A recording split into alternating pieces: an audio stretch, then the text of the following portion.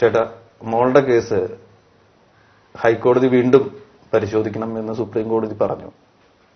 ഇത് പറയുന്നതിന് തൊട്ടു മുമ്പ് കാര്യങ്ങൾ ശാന്തമായിരുന്നു. ഇത് പറഞ്ഞു കഴിഞ്ഞതോടുകൂടി ഒരു വലിയ പ്രശ്നമായിട്ട്, വിവാദമായിട്ട് ഇത് മാറി ഇല്ലേ? തെറ്റ് ചെയ്തവൻ ശിക്ഷിക്കപ്പെടുമെന്നൊരു ബോധ്യം അവരുടെ മനസ്സിൽ വന്നു കഴിയുമ്പം അവർക്ക് തന്നെ ഒരു വല്ലാത്ത വെപ്രാളമാണ് ഉണ്ടാകുന്നത്. ഇപ്പൊ കാണുന്നത് പ്രതികളുടെ വെപ്രാളമാണോ? പ്രതികളുടെ വെപ്രാളമാണ്. അത് അവരവരുടെ മുഖം കാണുമ്പോഴറിയാം. ഈ ടി വിയിൽ ഞങ്ങളും നോക്കിക്കണ്ടുകൊണ്ടാണ് ഇരിക്കുന്നത്.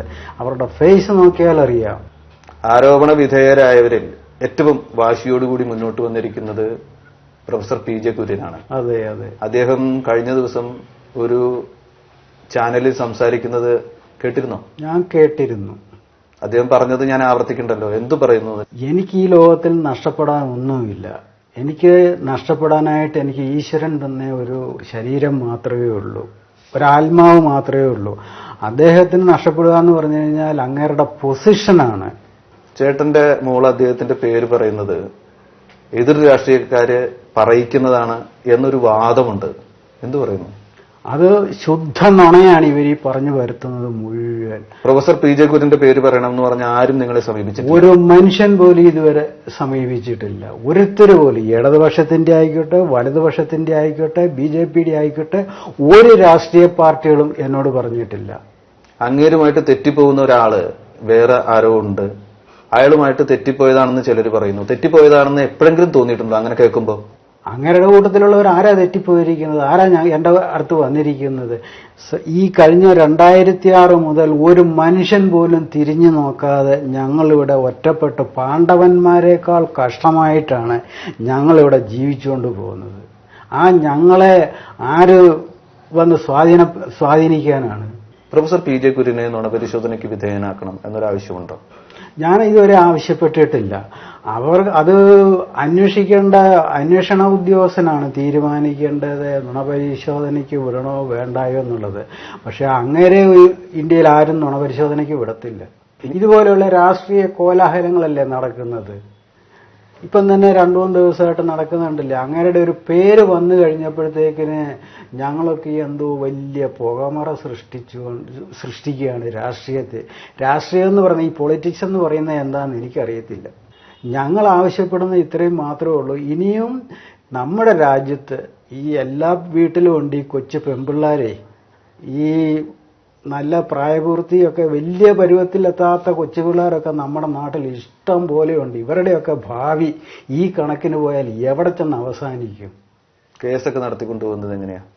കേസ് ചെലവും എനിക്കൊരു തുച്ഛമായ ശമ്പളം പെൻഷനായിട്ട് കിട്ടുന്നുണ്ട്. അതുകൊണ്ട് അത് വന്നിട്ട് മെഡിസിൻ മേടിക്കാൻ ശമ്പളത്തിന്റെ പകുതിയിൽ കൂടി ഏതാണ്ട് 7000 രൂപയുടെ അടുത്ത് എനിക്കൊരു മാസം മെഡിസിൻ മാത്രം. ഞാൻ വേണേൽ സാറിന് ബില്ലെടുത്ത് കാണിക്കാം. പിന്നെ ഈ എൻ്റെ മകളുടെ കിട്ടുന്ന ശമ്പളത്തിന്റെ ഒരു ഭാഗം നമുക്ക് കിട്ടും. അതും ഇതും എല്ലാം കൂടെ അഡ്ജസ്റ്റ് ചെയ്താണ് ഞങ്ങൾ, അതായത് ഈ വയറ് മുറുക്കി കൊടുത്ത് ഞങ്ങളിവിടെ ജീവിക്കുന്നു. അതല്ലാതെ നമ്മളിവിടെ ആരോടും, അല്ലെങ്കിൽ എനിക്ക് 10 രൂപ കടം വേണമെന്ന് എൻ്റെ സർവീസ് തീർന്നിട്ട് പോലും ഞാൻ ഇതുവരെ ആരോടും ആവശ്യപ്പെട്ടിട്ടില്ല. ഇതുവരെ കേസിന് എത്ര രൂപ ചെലവായി? അങ്ങനെ എന്തെങ്കിലും കണക്കുണ്ടോ? എനിക്കതിന് എൻ്റെ സമ്പാദ്യങ്ങൾ മുഴുവൻ പോയി. എന്തുണ്ടായിരുന്നു സമ്പാദ്യം? ജീവിക്കാനുള്ള കാശുണ്ടായിരുന്നു, അതെല്ലാം പോയി. പിന്നെ ഇപ്പം നമ്മുടെ ഈ ചില നല്ലവരായ സംഘടനകളുണ്ട്, അവർ കേസ് നേരിട്ട് നടത്തുന്നു. അതുകൊണ്ട് ഇപ്പൊ കുറച്ച് ആശ്വാസമുണ്ട്. ഇപ്പൊ ചില ആശ്വാസമുണ്ട്. ഇപ്പൊ അത് ജോലിക്ക് സസ്പെൻഷൻ കഴിഞ്ഞ് അതിപ്പോ അതിനെ റീഇൻസ്റ്റേറ്റ് ചെയ്ത് കഴിഞ്ഞപ്പോഴാണ് ശകലം. അതിനു മുമ്പ് ആ ഒരു 7-8 മാസം വളരെ പരിതാപമായിരുന്നു. ഞങ്ങളുടെ ജീവിത ചെലവ് പോലും ഞങ്ങൾക്ക് മുന്നോട്ട് നീക്കിക്കൊണ്ട് പോകാൻ സാധിച്ചില്ല. ഇനിയിപ്പോ ഹൈക്കോടതിയിൽ വീണ്ടും കേസ് എത്തുകയാണ്. കേസ് പക്ഷേ മുന്നോട്ട് കൊണ്ടുപോകണം. ഇങ്ങനെ ദാരിദ്ര്യമാണെങ്കിലും കേസ് മുന്നോട്ട് കൊണ്ടുപോകണമെന്നാണോ ചേട്ടന്റെ തീരുമാനം? അതെ അതെ. അതിനെന്തെങ്കിലും സഹായം അതിനെന്തെങ്കിലും മലയാളികള്, കേരളം ചെയ്തു തരേണ്ടതുണ്ടോ? ചെയ്തു തന്നാൽ എനിക്ക് ക്യാഷായിട്ട് ആരും എന്നെ സഹായിക്കണ്ട. പിന്നെ എന്ത് വേണം? അവര് ചെയ്യേണ്ടത് കോടതിയിൽ എങ്ങനെയെങ്കിലും ഞങ്ങളുടെ കേസ് വാദിച്ചെടുക്കുന്നതിനുള്ള സഹായം മാത്രം കിട്ടിയാൽ മതി. വക്കീലന്മാരോടാണോ അഭ്യർത്ഥന? വക്കീലന്മാരോടും അഭ്യർത്ഥനയുണ്ട്. അതുകൂടാതെ നല്ലവരായ ജനങ്ങളും ഉണ്ടല്ലോ ഈ നാട്ടില്, അവരൊക്കെ നമ്മുടെ കേസ് നടത്തിത്തരണം.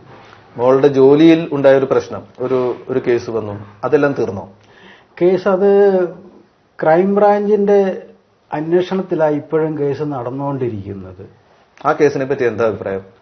ആ കേസെന്ന് പറഞ്ഞു കഴിഞ്ഞാൽ സാറേ, ഒരു പ്യൂഡാണ് മോള്. അതെ, അതിന്റെ പുറത്താണ് ക്രൈംബ്രാഞ്ചിന്റെ അന്വേഷണം നടക്കുന്നത്. ഇതിലൊക്കെ വലിയ വലിയ വലിയ എത്രയോ പ്രമാദമായ കേസുകളും ഈ പണാഭരണ കേസുകളും അല്ലാത്തതൊക്കെ നടക്കും. എവിടെയെങ്കിലും കേട്ടിട്ടുണ്ടോ സാറേ ഈ ക്രൈംബ്രാഞ്ചിന്റെ അന്വേഷണം? സാധാരണ എവിടത്തെങ്കിലും ഒരു ലോക്കൽ പോലീസ് അന്വേഷിച്ച് ഫയൽ ക്ലോസ് ചെയ്യുകയാണ്. ആ കേസ് വേഗം അന്വേഷിച്ച് തീർത്ത് മകളെ ആ കേസിൽ നിന്ന് വിമുക്തിയാക്കി തരണം എന്നൊരു അഭ്യർത്ഥനയെങ്കിലും അധികാരികൾക്ക് മുമ്പിൽ വെക്കാനില്ലേ ഞങ്ങളുടെ ക്യാമറയ്ക്ക് മുമ്പിൽ? അധികാരികളോട് ഇങ്ങനെയുള്ള അധികാരികളോടൊന്നും നമ്മൾ റിക്വസ്റ്റ് ചെയ്തിട്ടും ഞങ്ങളെ സഹായിക്കുമെന്ന് എനിക്ക് വലിയ പ്രതീക്ഷയൊന്നുമില്ല. ഞങ്ങളുടെ കഴിഞ്ഞുപോയ അനുഭവം വെച്ച് നോക്കിയാൽ. ഈയിടെ ഞങ്ങളൊരു റിക്വസ്റ്റ് കൊടുത്തു സുപ്രീം കോടതിയിൽ. നമ്മുടെ പഴയ നേരത്തെയൊക്കെ വക്കീലന്മാർ സമയത്തിന് ഹാജരാകത്തില്ല, കേസെല്ലാം തള്ളിപ്പോവുകയാണ്, തോറ്റുപോവുകയാണ്. അപ്പോൾ അതൊക്കെ കേട്ട് കഴിഞ്ഞപ്പോഴത്തേക്കിന് ഈ കേസിലെങ്കിലും വക്കീലന്മാർ ശരിക്കും ഹാജരാകട്ടെ എന്ന് കണ്ടിട്ട് ഞാൻ 1-2 വിശ്വസ്തരായിട്ടുള്ള 2-3 വക്കീലന്മാരുടെ പേര് നിർദ്ദേശിച്ചിരുന്നു. പക്ഷേ അത് സർക്കാർ അംഗീകരിച്ചില്ല. അതിനു പകരം ഞങ്ങൾക്ക് ഇപ്പോഴത്തെ ഗവൺമെന്റ് ഒരു വക്കീലിനെ ഞങ്ങൾക്ക് നിയമിച്ചു. അങ്ങേര് വളരെ പ്രഗത്ഭനാണ്, മിടുക്കനാണ്, ഭംഗിയായിട്ട് കേസ് കൈകാര്യം ചെയ്തു. നമ്മുടെ അരമണിക്കൂർ കൊണ്ട് 17 കൊല്ലം കെട്ടിക്കിടന്ന ഒരു കേസ് വെറും അരമണിക്കൂറിന്റെ നേരത്തെ വാദപ്രതിവാദം കൊണ്ട് ഫലവും കണ്ടെത്തി. അങ്ങനെയുള്ള വക്കീലന്മാരെ വേണം രാജ്യത്തിനാവശ്യം, ഗവൺമെന്റ് സർവീസിലാവശ്യം, അങ്ങനെയുള്ളവരെയാണ്. മുഖ്യമന്ത്രിക്ക് ഒരു അപേക്ഷ കൊടുത്തു ഈ കേസിൽ വീണ്ടും പിടിക്കാത്ത പ്രതികളെ കൂടി പിടിക്കണം എന്ന് പറഞ്ഞുകൊണ്ട്, പ്രൊഫസർ പി ജെ കുര്യന്റെ കാര്യം അന്വേഷിക്കണമെന്ന് പറഞ്ഞുകൊണ്ട്. അദ്ദേഹം അത് തള്ളിക്കളഞ്ഞിരിക്കുന്നതായിട്ട് ജനങ്ങളോട് പറഞ്ഞു. നിങ്ങളോട് നേരിട്ട് എന്തെങ്കിലും മറുപടി പറഞ്ഞു? ഇല്ലില്ല, ഞങ്ങളോട് ഇതുവരെ നേരിട്ട് ഒന്നും പറഞ്ഞിട്ടില്ല. ഇത് ഈ കഴിഞ്ഞ 17 വർഷമായിട്ട് ഞങ്ങൾ കൊടുത്ത ഒരു കേസിന് പോലും അല്ലെങ്കിൽ ഒരു വിവരം പോലും ഞങ്ങളെ ഈ ഗവൺമെന്റ് അറിയിച്ചിട്ടില്ല. ഇനി നേരിട്ട് കാണാൻ ഉദ്ദേശിക്കുന്നുണ്ടോ മുഖ്യമന്ത്രി? ഇല്ലില്ല, എനിക്ക് എന്റെ പ്രായം ശൈലം അതിക്രമിച്ചു പോയി. പിന്നെ എന്റെ കാലിന് സ്വാധീനക്കുറവാണ്, നടക്കാൻ മേല.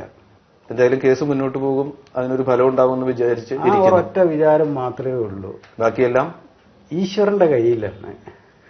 ഈശ്വരൻ നീതി നടത്തി തരുമെന്ന് വിചാരിക്കുന്നു. ഉണ്ട്.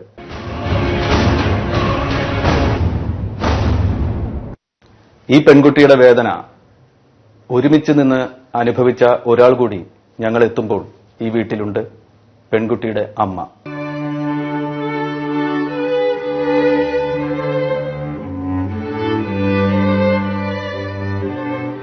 മോളും ഭർത്താവും സംസാരിച്ചു കഴിഞ്ഞു ഞങ്ങളോട്. എന്തു പറയാനുണ്ട് കൂടുതലായിട്ട്? ഞങ്ങളുടെ ഈ കഷ്ടപ്പാട് 17 വർഷത്തെ ഞങ്ങൾ അനുഭവിച്ച വേദനയും ഞങ്ങളുടെ കുടുംബം നാമാവശേഷമായി പോവുക. ഈ 2 കുഞ്ഞുങ്ങളെ നോക്കുമ്പോൾ ഞങ്ങളുടെ ചങ്ക് തകറി. എല്ലാവർക്കും ആഗ്രഹമില്ലേ കുഞ്ഞുങ്ങളെ വളർത്തി അതുങ്ങളുടെ കല്യാണം കഴിഞ്ഞ് അതുങ്ങളുടെ കുട്ടികളെ വളർത്താനും ഒക്കെ എല്ലാവർക്കും ആഗ്രഹമില്ലേ? എന്റെ 2 കുഞ്ഞുങ്ങളല്ലേ നശിച്ചു പോയിരിക്കുന്നത്. ഈ വേദന ആരും കാണുന്നില്ല. ഞങ്ങൾ ഇന്നും ആ പഞ്ഞയോടെയാണ് ഞങ്ങളുടെ ബന്ധുക്കാരും സ്വന്തക്കാരും നാട്ടുകാരും കാണുന്നത്. ഞങ്ങൾ മനഃപൂർവ്വം ഈ കേസ് ഉണ്ടാക്കിയതാണോ? ആരെയും കുഞ്ഞുങ്ങളെ ഇതുപോലെ പരിപാലിച്ച് വളർത്തിയിട്ട് ഇങ്ങനെ നായ്ക്കൾക്ക് എറിഞ്ഞു കൊടുക്കൂ? അതുകൊണ്ട് ഈ ജനങ്ങളോട് ഈ രാജ്യം ഭരിക്കുന്ന മന്ത്രിയോടും എനിക്ക് പറയാനുള്ളത്, ഞങ്ങളുടെ കണ്ണുനീരിനെ കുറിച്ച് ഒരു 5 മിനിറ്റ് നേരമെങ്കിലും അങ്ങനെ ഒന്ന് ആലോചിക്കണോ? അല്ലെ അതിനെക്കുറിച്ചൊന്ന് ചിന്തിച്ച് മറുപടി പറയാവുള്ളൂ മാത്രമേ ഞങ്ങൾക്കുള്ള റിക്വസ്റ്റ്. ചേച്ചിയുടെ കുടുംബത്തിന്റെ ഒന്നാമത്തെ ആവശ്യം കേസ് മര്യാദയ്ക്ക് നടത്തണം, എല്ലാ പ്രതികളെയും കണ്ടെത്തണം, അവരെ നീതിപീഠത്തിന് മുമ്പിൽ കൊണ്ടുവരണം. അതല്ലേ ആവശ്യം? പിന്നെ ആവശ്യം അതുണ്ട്. ഞങ്ങൾ ഈ കേസിൽ നിന്നെല്ലാം ഹൈക്കോടതി വെറുതെ വിട്ടു കഴിഞ്ഞപ്പോഴത്തേനും ഞങ്ങൾ ആകെ തകർന്നുപോയി. ഞങ്ങൾ തകർന്നുപോയിട്ട് ഞങ്ങളുടെ കുടുംബ സ്വത്തും അതും ഉണ്ടാക്കിയ പൈസ വെച്ചൊരു കെട്ടിടം ഉണ്ടാക്കി കുറച്ച് സ്ഥലം ഉണ്ടായിരുന്നു, അത് വിറ്റിട്ട് ഞങ്ങൾ ഒളിവിൽ കഴിയുന്നത് പോലെ വന്ന് ഇവിടെ കഴിയുമായിരുന്നു. ദൈവത്തിന്റെ നീതി ഇറങ്ങിയതാണ് ഈ സുപ്രീം കോടതിയിലെ ഈ വിധി. അപ്പൊ ഞങ്ങൾക്ക് ആത്മധൈര്യം തന്നതും ആ ദൈവം തന്നെയാണ്. ഒരു തൃപ്തി കിട്ടാൻ ഈ പ്രതികളെല്ലാവരും ശിക്ഷിക്കപ്പെടണം അല്ലെ? എന്നാലല്ലേ ഞങ്ങളുടെ കണ്ണുനീരിനൊരു വിലയുള്ളൂ. പിന്നെ അതുമല്ലാതെ ഞങ്ങൾ ഈ കേസിന് ഇങ്ങനെ എന്തിന് ഇറങ്ങി പുറപ്പെട്ടു? മറ്റുള്ളവർക്കും കൂടെ വേണ്ടിയല്ലേ. ഞങ്ങളുടെ കുട്ടിയോ നശിച്ചുപോയി, എന്നാൽ മറ്റുള്ള കുഞ്ഞുങ്ങളെയും നല്ലതുപോലെ ആയി വളരട്ടെ, അല്ലെ മാതാപിതാക്കൾ കൂടുതൽ ശ്രദ്ധിക്കട്ടെ എന്ന് കണ്ടല്ലേ ഞങ്ങൾ ഈ ഇത്രയും നാണക്കേടിന് സമ്മതിച്ചിറങ്ങിയത്. അങ്ങനെ ഒരു രീതിയിൽ മറ്റുള്ളവര് നിങ്ങളുടെ കുടുംബത്തെ കാണുന്നില്ല? ഇല്ല, അങ്ങനെ കാണുന്നേ ഇല്ല. അവര് ഓർക്കുന്നത് ഏതാണ്ട് നമ്മൾ ഈ കുഞ്ഞിനെ ഇതിനായിട്ട് വിട്ടുകൊടുത്തിരിക്കുന്നുള്ള ഇതില. ഇപ്പം തന്നെ മുഖ്യമന്ത്രി പറഞ്ഞില്ലേ എന്തിനിങ്ങനെ കോലാഹലം സൃഷ്ടിക്കുന്നെന്ന്. ഒരു സാധാരണക്കാരായ ഞങ്ങൾ എന്ത് കോലാഹലം സൃഷ്ടിക്കാനാണ്? ഞങ്ങൾക്കതിൽ എന്നെ ആത്മതൃപ്തി കിട്ടും.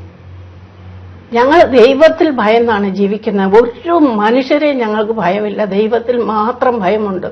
നന്മ ചെയ്യുക, നല്ലത് ചെയ്യുക, നമ്മുടെ ആത്മാവിനെ രക്ഷപ്പെടുത്തുക. ഈ ലോകത്തിൽ ഇനി ഞങ്ങൾക്ക് ഒരു സുഖവും വേണ്ട.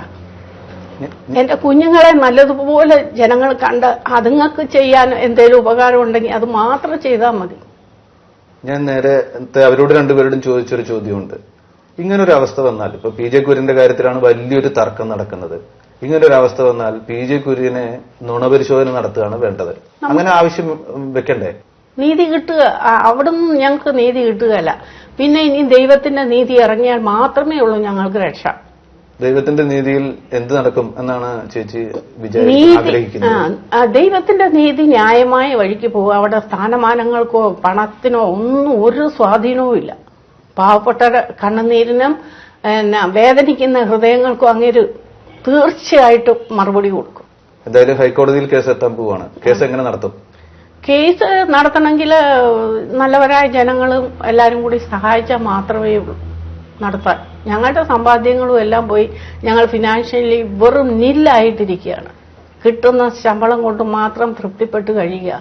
അല്ല ഞങ്ങൾക്ക് ആർഭാടങ്ങൾക്കോ ഞങ്ങൾക്ക് വേറെ സുഖസൗകര്യങ്ങൾക്കോ ഒന്നും ആരോടും ഞങ്ങൾ ഇതുവരെ ഒരു പണത്തിനും ആവശ്യപ്പെട്ടിട്ടില്ല. ഭീഷണി വരുന്നുണ്ട് എവിടെന്നെങ്കിലും? ഇല്ല, ഇവിടെ വന്നിട്ടില്ല. ആദ്യകാലങ്ങളിൽ ഉണ്ടായിരുന്നു. ഇനി ഭീഷണി വന്നാൽ എന്ത് ചെയ്യും? ഇനി ഭീഷണി വന്നാൽ നേരിടും. നമുക്കിപ്പോ എന്നും പറഞ്ഞ് ഒളിച്ചിരിക്കാൻ സാധിക്കുമോ? നമ്മുടെ ആത്മാവ് എപ്പോ പോയാലും പോട്ടെ. അങ്ങനെയെങ്കിലും ഞങ്ങൾ രക്തസാക്ഷികളാകട്ടെ. ഈ കേസിന്റെ മുന്നോട്ട് കൊണ്ടുപോകുന്നതിന്റെ ഇടയിൽ രക്തസാക്ഷിത്വം നേരിടേണ്ടി വന്നവരും തയ്യാറാണ്. മരിക്കാൻ തയ്യാറാണ്.